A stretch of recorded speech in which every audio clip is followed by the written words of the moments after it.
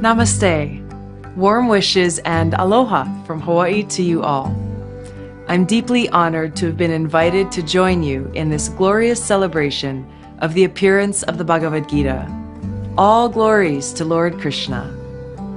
When I was elected to the United States Congress, I chose to take the oath of office on the Bhagavad Gita.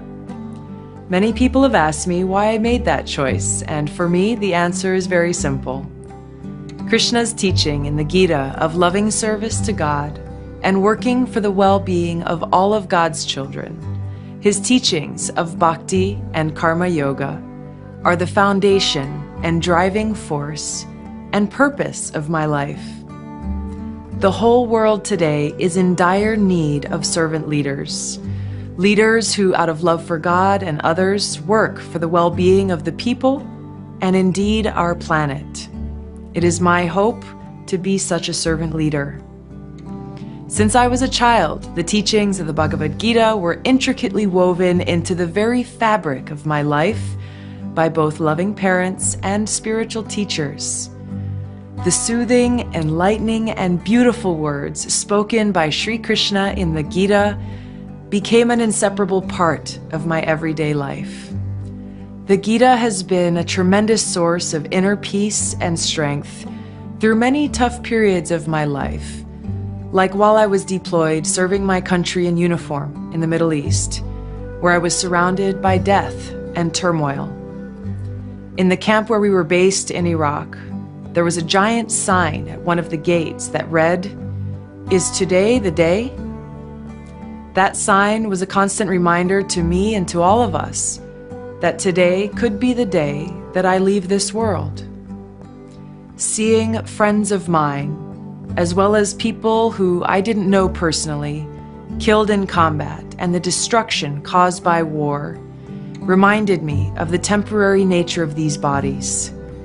This allowed me to remember and contemplate upon the truth of my identity and to hold the Lord close to my heart.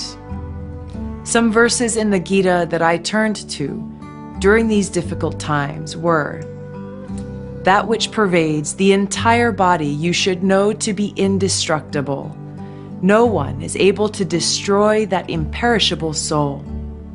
The soul can never be cut into pieces by any weapon, nor burned by fire, nor moistened by water, nor withered by the wind."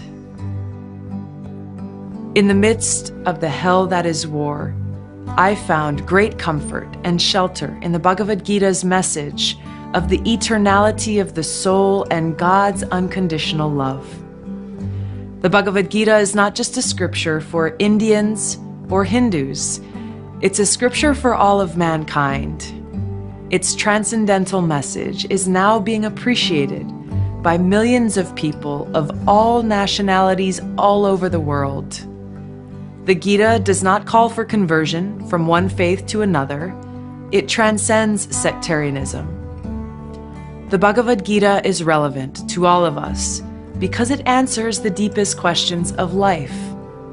No matter what our ethnicity, race, or caste, no matter what our gender, age, economic status, or education, every single one of us wants and needs to know the answers to the questions, who am I?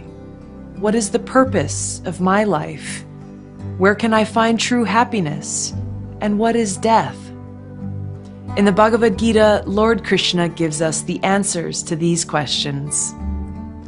In closing, let me share with you Lord Krishna's conclusion in the Bhagavad Gita. Krishna says in verse 1865, "Always think of me, become my devotee, worship me and offer your homage unto me. Thus you will come to me without fail. I promise you this because you are my very dear friend." In verse 1866, he says, "Abandon all varieties of religion and just surrender unto me. I shall deliver you from all sinful reaction. Do not fear." By carrying these transcendental words in our minds and in our hearts, we will always have deep purpose in life and remain fearless in the face of death.